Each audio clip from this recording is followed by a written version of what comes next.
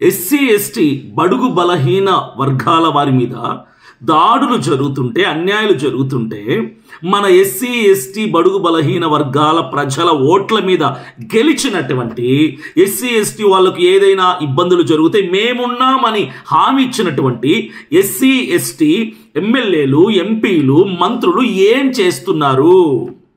చేస్తున్నారు? ఇది నా ప్రశ్న.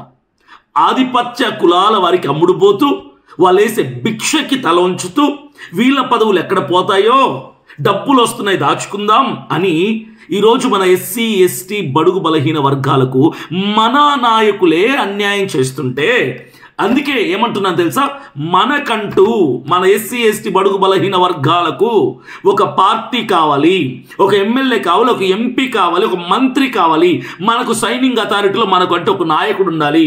మనకు సమస్యలు వస్తే అడ్డుకోవడానికి, ఆపటానికి, నిలదీయటానికి, ప్రశ్నించడానికి మనకంటూ ఒక పార్టీ, ఒక నాయకుడు కావాలి.